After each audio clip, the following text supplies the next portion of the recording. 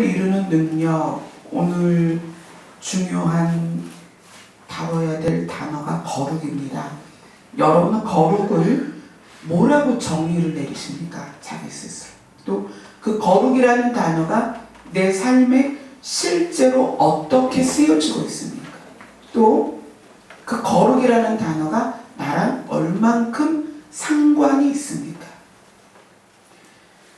제가 목사님하고 저하고 이 지역에 이제 무지개 교회라는 교회가 있었어요. 거기서 목사님은 교육 목사로, 저는 이제 주일학교 담당, 지금 우리 사모님처럼 주일학교를 온전히 담당을 했는데, 그 사역을 하다가 2006년에 목사님한테도 이제 사역을 정리하고 개척을 준비해라 그러셨고, 저에게도 그렇게 동일하게 음성을 주셨어요.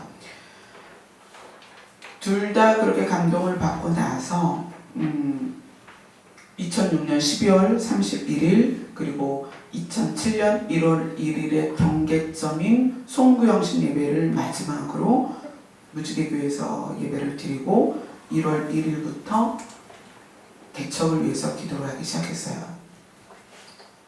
사실 뭐 그때는 지금도 그렇지만 월세 살고 있고 동역자도 없었고 또 뭐 누가 이렇게 물질로 후원하는 사람도 없었기 때문에 정말 막막한 상태였죠.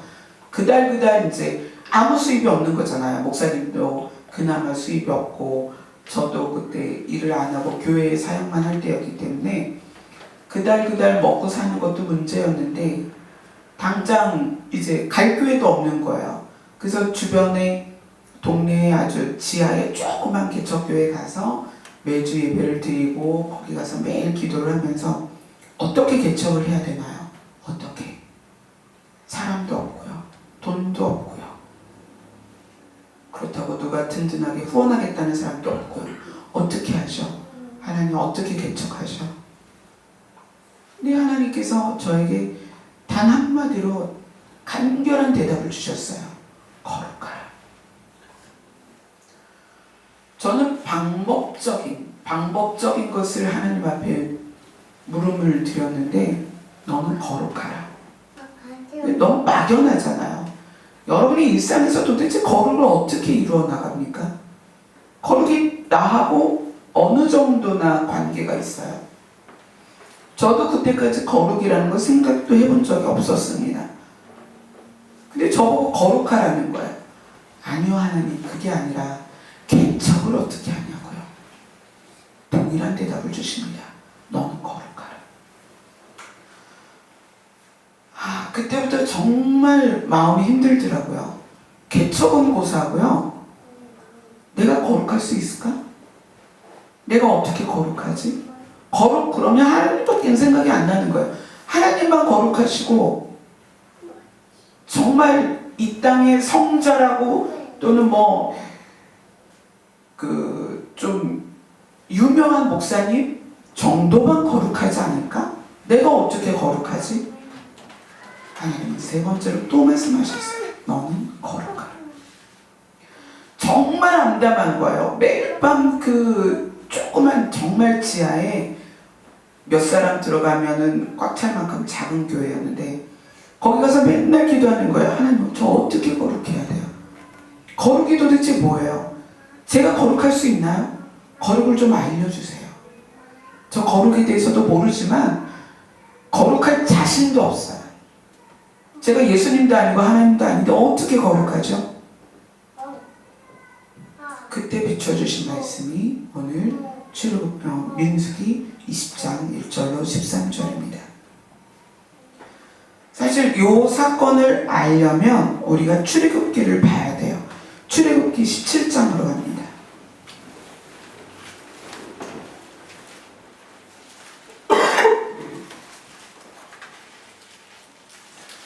출애굽기 17장 전에는 무슨 사건이 있었냐면 이스라엘 백성이 애굽에서 나와서 홍해를 건너는 어마어마한 사건이 있었어요. 홍해를 건너고 나서 하나님이 매일 일용할 양식인 만나를 주시는, 그래서 눈 뜨고 일어나면 만나가 그 텐트 주변에 쫙 깔려 있었죠.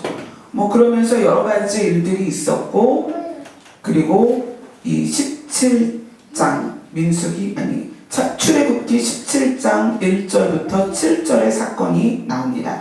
1절부터 7절까지 함께 읽겠습니다. 시작.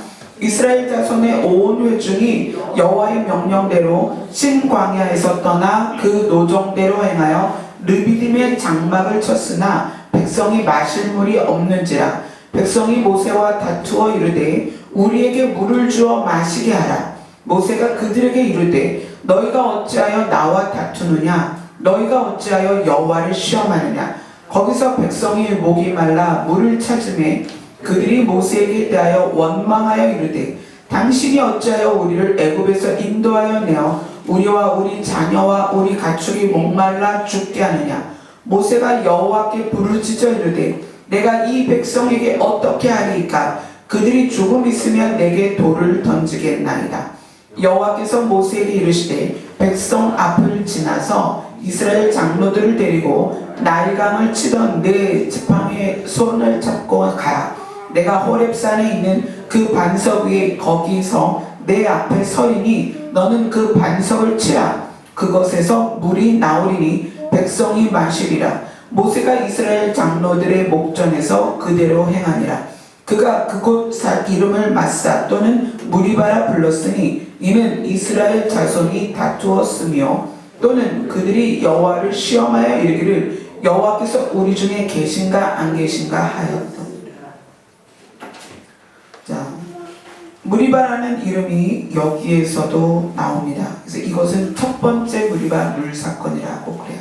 자, 이스라엘 백성이 애굽에서 나와서 생각해 보세요. 지금 뭐 일본 같은 경우 지진 때문에 많은 사람들이 밖에 나와서 집에도 못 들어가고 또 집이 파손되고 그래서 야영을 하기도 하고 또 마을 회관이나 학교 같은 데 지금 피해 있는데 가장 중요한 게 뭐예요? 물, 그죠? 음식, 그리고 피할 수 있는 거처죠. 그러니까 이스라엘 백성이 그렇게 몇십만 명, 또 추정치로는 뭐 200만 명 이렇게 말하는데 그 많은 사람들이 매일 물을 마셔야 되니까 얼마나 물이 많이 필요하겠어요. 지금 르비딤이라는 곳에 장막을 쳤는데 이때부터 이제 그동안 준비해온 물이 없어진 거예요. 물이 떨어지고 나니까 여러분 하루만 물 안 마셔보세요. 얼마나 고통스러워요. 그 모세를 향하여 돌을 던질 모습을 취할 만큼 뭐 막상 돌을 던진 건 아니겠지만 그만큼 화가 난 거예요. 백성들이 물 달라고 난리가 났어요. 싸우고 난리가 났어요. 도대체 하나님 어디 계신 거야? 우리를 애굽에서 내비뒀으면 목말라 죽진 않았을 텐데 우리가 이 광야에서 목말라 죽겠다. 그러면서 이곳에서 하나님께서 모세를 통하여 반석을 쳐서 물이 나는 사건이 있었습니다. 그리고 우리가 오늘 본문으로 가서 민수기에서 다시 한번 무리바 물 사건이 나요. 그런데 이 무리바 물 사건 두 사건의 시간적 차가 몇 년이냐면 40년입니다. 첫 번째 무리바 물 사건은 애굽에서 나와서 물 사건이었고요. 두 번째 무리바 물 사건은 가나안 정탐꾼들이 정탐하고 와서 가나안 절대 들어갈 수 없다. 거기 들어가니까 우리는 메뚜기 같아. 거기 들어가면 우리 다 죽어. 이래가지고 어떻게 됐어요? 하나님께서 너희는 정탐한 40일을 40년으로 계산해서 광야에서 지내라. 그리고 여호수아 갈렙 외에 거기에서 나온 그 애굽에서 나온 1세대는 다 죽고 태어난 2세대부터만 가나안에 들어가기를 명령하신 그 40년을 지나고 다시 가나안이 보이는 앞에 온 거예요. 그러니까 40년 광야를 돌고 다시 가나안 앞에 이르러서 여기에서 다시 물 사건이 또 발생합니다. 자, 여러분 제가 지금 드리는 이야기를 잘 들으셔야 돼요. 왜 거룩이라는 것을 다루면서 이 사건이 중요한가? 40년 만에 다시 백성들은 물을 달라고 아우성칩니다. 광야에서 하나님이 40년을 어떻게 돌보셨어요? 만나로 먹이셨죠? 옷이 헤어지지 않았다고 그랬어요. 여러분 1년, 2년, 3년만 입어도 우리 옷 버리잖아요. 낡아서 버리는 건 아니지만 그만큼 이제 시대도 뒤떨어지니까 또 버리고 또 늘어지면 버리고 보풀하게 나면 버리잖아요. 40년을 그들이 입었던 옷이 헤어지지 않았다 그래요. 하나님께서 그들에게 정말 모든 걸 완벽하게 공급하셨어요. 근데 40년이 지나서 다시 신광야에 이르렀는데 그때 또 물이 떨어진 거예요.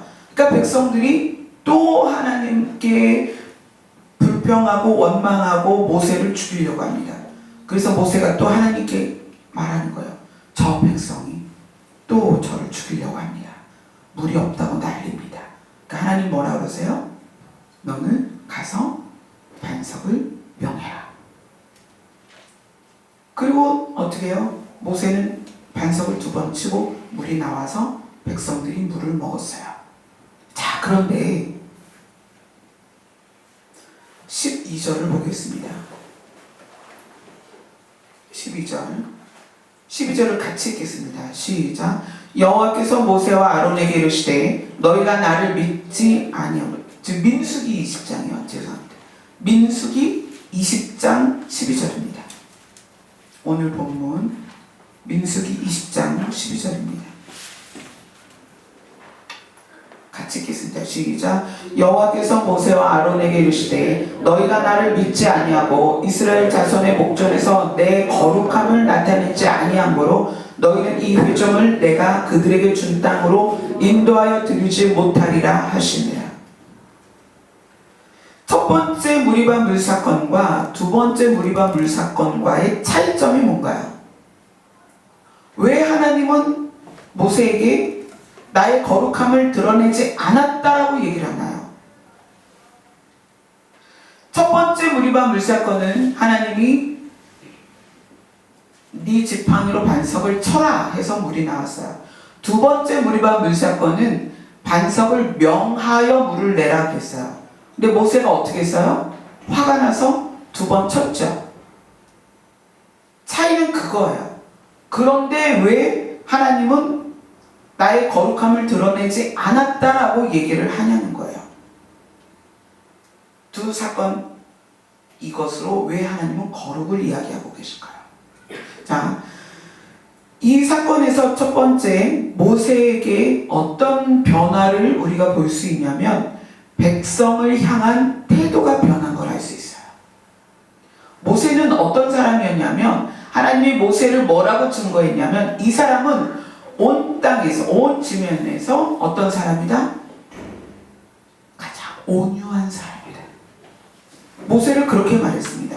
그래서 애굽에서 나와서 가나안에 이르기까지 모든 여정, 그러니까 지금 무리바 물사건 이전에 모든 여정 가운데 모세는 어땠냐면 이스라엘 백성이 사고치고 하나님께 원망하고 하나님을 대들고 송아지를 금으로 만들어서 그게 하나님이다 이러고 날마다 반역하고 패역한 그 백성을 향하여서 모세는 하나님께 이렇게 얘기합니다. 하나님, 제 이름을 생명책에서 지우는 한이 있어도 저 백성을 살려달라고 그렇게 말했던 사람이 모세예요. 모세는 자기 백성을 정말 사랑했습니다. 자기 백성을 위하여 자기 백성이 죄를 질 때마다 하나님 앞에 나가서 대신 회개하고 대신 고백했던 지도자예요. 그러니까 이런 거죠. 쉽게 말하면 하나님 차라리 저를 죽이고 얘네는 살려주세요.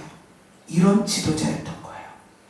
그런데 40년 광야 생활이 끝나고 다시 무리바 물 사건을 만났을 때에 모세는 태도가 바뀌어 있었습니다. 어떻게 바뀌어 있어요? 20장, 민수기 20장 10절을 보세요. 20장 10절입니다. 같이 읽겠습니다. 모세와 아론이 회중을 그 반석 앞에 모으고 모세가 그들에게 이르되 반역한 너희여 들으라. 우리가 너희를 위하여 이 반석에서 물을 내랴. 이 얘기 뭐예요? 정말 너네 모세도 너무한다. 하나님이 40년간 너희를 이렇게 살려주고 먹이시고 입히시고 다시 가나안 앞에 이르렀는데 너희는 또 그러니? 정말 너네 대책 없다. 내가 정말 이거를 반석을 쳐서 너네 물을 줘야 되겠니? 물 주기 싫다는 얘기예요. 그러니까 모세가 40년의 광야 생활이 지나고 나서 백성 앞에 섰을 때에 모세 안에 변한 게 뭐냐면 백성을 향한 마음이에요. 예전에는 진심으로 그들을 사랑했습니다. 애굽에서 종살이하면서 너무너무 고통당하던 자기 백성에 대한 사랑이 얼마나 컸는지 하나님 나를 죽이고 저들을 살리십시오. 그렇게 고백했던 모세란 말이에요. 그런데 그 모세가 40년의 광야 생활이 끝나고 가나안 앞에 이르러서 모세는 반석을 쳐서 그들에게 물을 주는 것조차 싫었던 거예요. 화가 났어요.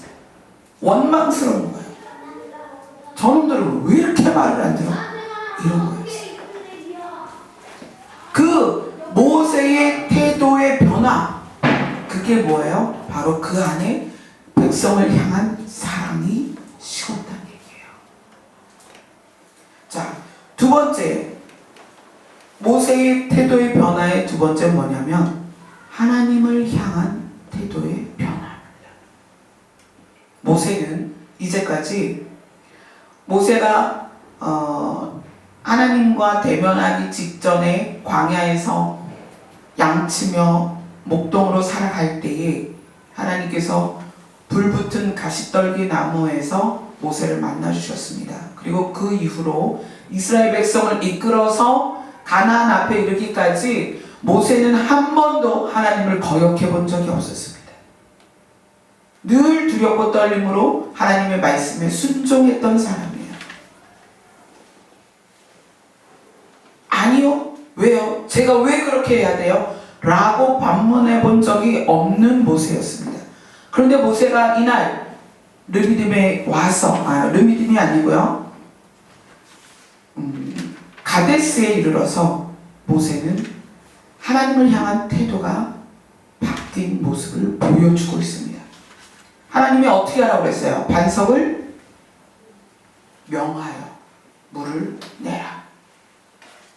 근데 그 반석을 명하여 물을 내라라는 것과 이 막대기로 치는 건 전혀 다르잖아요. 행동이.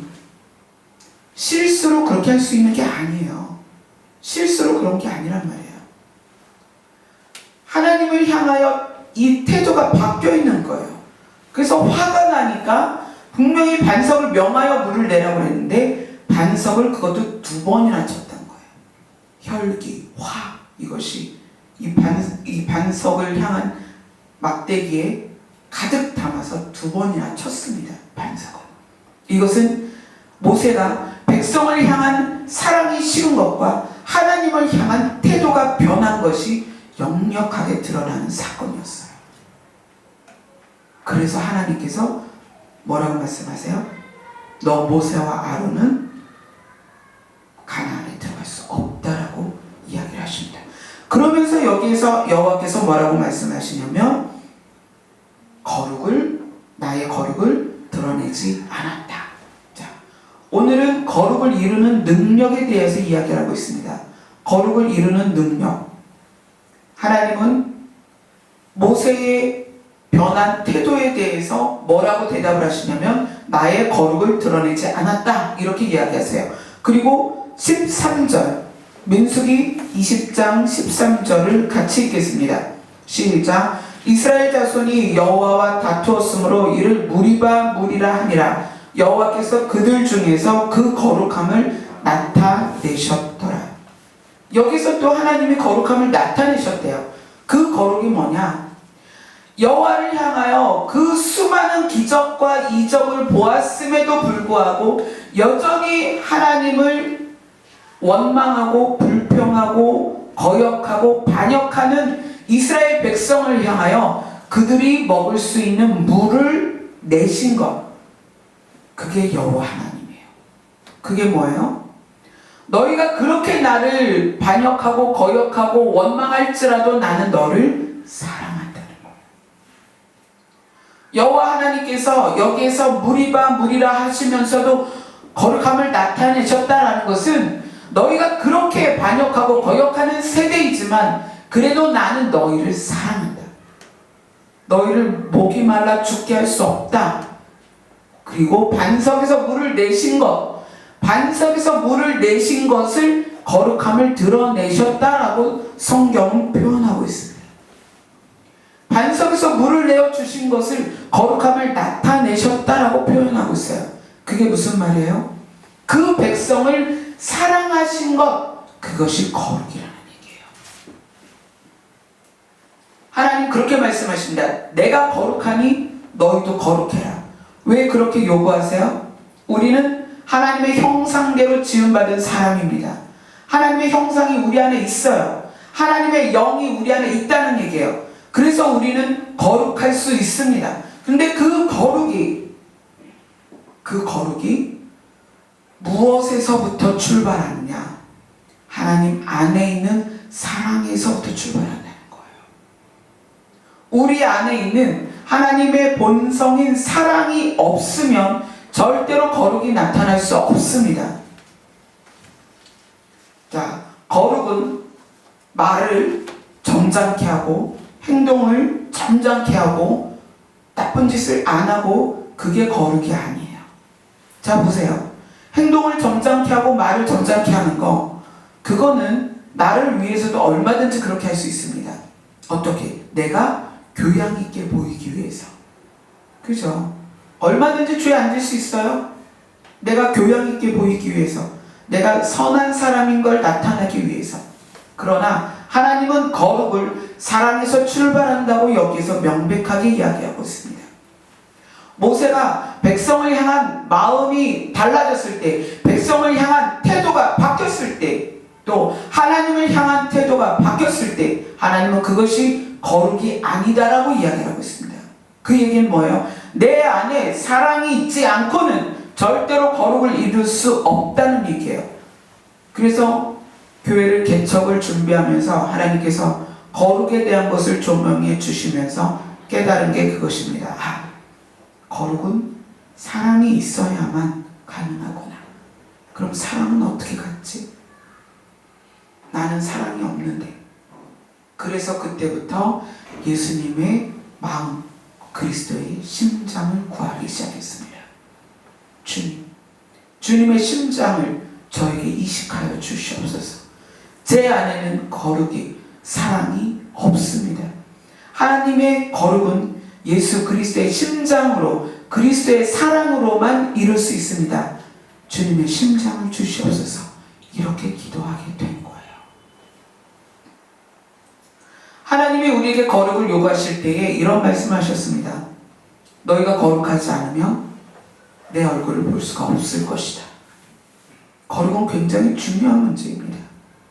근데 이것은 내가 노력으로 할 수 있는 게 아니라는 거예요. 내 안에 사랑으로 행하는 거룩이 아니면 거짓말이라는 거예요. 그건 뭐예요? 사랑이 없는 거룩은 위선입니다. 사랑이 없는 거룩은 바리새인 같은 거룩이에요. 사랑에 의한 거룩은 어떤 것이냐? 상대를 유익하게 합니다. 하나님의 거룩은 우리를 지키고 보호하시고 돌보는 거룩이에요. 무엇에서 출발한? 사랑에서 출발한. 그리고 이 민수기 20장 본문에서 정말 중요한 건 무엇이냐면 신앙생활을 오래 한다고 믿음이 좋아지느냐? 그렇지 않습니다. 신앙생활을 오래 한다고 우리가 거룩해지느냐? 그렇지 않습니다. 보세요. 모세는 40년이라는 광야를 지나오면서 오히려 태도가 바뀌고 사랑이 식었습니다. 그래서 우리는 신앙생활을 해가면 해갈수록 나를 점검해야 되는 거예요. 모세가 40년이 지나서 다시 가나안에 도착했을 때 그 가나안 접경 앞에서 그는 더 성숙하고 더 아름다운 모습을 보였어야 됩니다. 그런데 오히려 실망스럽게 모세는 백성을 향한 사랑도 식었고 하나님을 향한 믿음도 식었습니다. 그게 현실입니다. 왜 그래요? 사람은 생각하는 것이 자기중심적이고 악하기 때문이에요. 그래서 우리가 신앙생활을 오래 했느냐, 내가 신앙생활을 얼마를 했느냐, 그것으로 자부심을 느꼈다가 큰일 납니다. 내가 신앙생활이 얼마나 오래됐는 줄 알아? 나 모태신앙이야. 이러면서 내가 30년 됐어, 40년 됐어, 50년 됐어. 그것으로 자기 믿음이 성장했을 거라고 절대로 생각하지 마십시오. 신앙생활은 그 연수에 의해서 성숙해지는 게 아닙니다. 그 연수에 의해서 믿음이 좋아지는 게 아니라는 얘기예요. 이 무리바 물사건의 모세를 보세요. 모세가 40년 전보다 좋아졌습니까? 아니요, 후퇴했습니다. 그렇기 때문에 모세는 가나안에 들어갈 수 없었습니다. 그럼 무엇을 말합니까? 우리가 교회를 다녀서 믿음이 좋아지나요? 아니요. 믿음은 우리의 사랑이 커져야만 가능합니다. 제가 뭐라고 말했죠? 믿음이 뭐라고 말씀드렸죠? 이거 여러분 잊어버리면 안 됩니다. 믿음은 성경이 나에게 실제가 되는 것이다.